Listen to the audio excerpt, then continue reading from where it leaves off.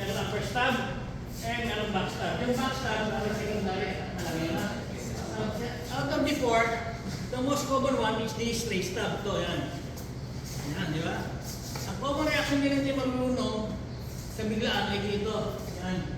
Ang common reaction niya ng mga nabibigla ba? At the same time, walang background sa martial arts. Ang ginagawa nila dito, ayan.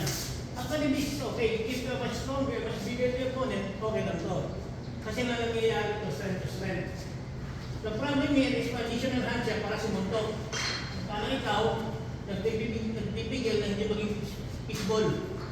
Hindi mag-uhumba. Di ba? Ang problema dyan. Pero kung malakas ka sa kanya, kasi sumuntok mo yan, ang pagka sa bukang mo, kaya mo yan. Kaya mo i-overtake yung power, ha? The problem is, kung hindi gano'n ang situation, kung mas wala kasi, automatic, masasaksa ka na lang yan, aabot ka na yan. Kung masakit ang nararamdaman mo. Okay, konti na. Now, one of the exercises na ginawa nyo ngayon, yung pwede yung 1 and 2, pwede yung gawing depensa na ipatak. Some of you, especially the PNP, makisipin, kasi babarinig ko lang. Wala namang problema kung gusto yung gawin yun. Make sure mo muna lang sa kanya. Kasi minsan ang baril natin may lock pa di ba? Sumasaksak ka, pinuha yung baril, unahan ka. Pwede naman mahawakan mo pa yan. Isip, ako, wala ka pa rin.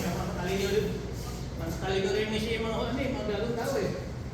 So, mas maganda gawin yung exercise na ginagawa natin. Move. Takbo ka na. Tawag ang pulis. Ano pala pulis ka? Or, if you give the related gun, attack, tulak, enough time, enough space for you to put up your gun. Hindi yung sinasabay mo ng ganyan. Maulaan tayo nun. Sa exercise na pwede na yun. Ako mo, nakabukot ka na nun, di ba? Now, the question na here is, kung wala kang dalang, cervic pistol, assuming nagsimba lang kayo, nagsamba kayo, this is how the technique goes. Sa? So, medyo ba? Tatakin yan eh. Kaya yung pagkapasok, dito kami sa loob. Ha? Yan ang number 1 objective natin. Pasok. Kasi lalo exercise natin eh. 1 and 2. Pasok lang. 1 and 2. Yung pahatak mo, yung bababa, make sure, pag inatak yung ang component nyo, control, grab, move this foot circularly behind you, circularly. Circular, hindi ko sinabing one step backward ha. Circularly, and pulling your opponent downward, pasubsob. Kaya po nasa loob to. Opponent ng hata. Para may i-take niya ang opponent of balance. Diba? Pag mag-balance yung opponent, madali na i-take down. Serve. 1, 2, 3. Diba? Ang ginawa ko exercise, 1, 2, 3, 4, ginawa natin ito na. Exercise na naman nun. Another thing, this another exercise na naman to. 1, 2, 3, and 4. Now, how to disarm the knife? But obviously, avoid the sharp part. Ipita mo kaya? Yung bumitawan ha? Ibaba mo lang yung pababa o. Ano mo masasaktan niya? Yan, hindi ka lumihan ka na. Yours. Now, kung may kasama, Inom ka tubig.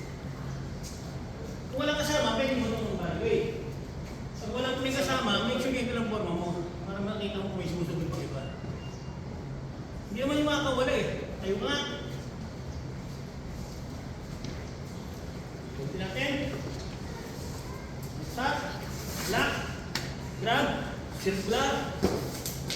Potigasi. Attack. And disarm. Kailangan mabilis yung execution nyo. Kasi, para wala siyang chance na makabangon.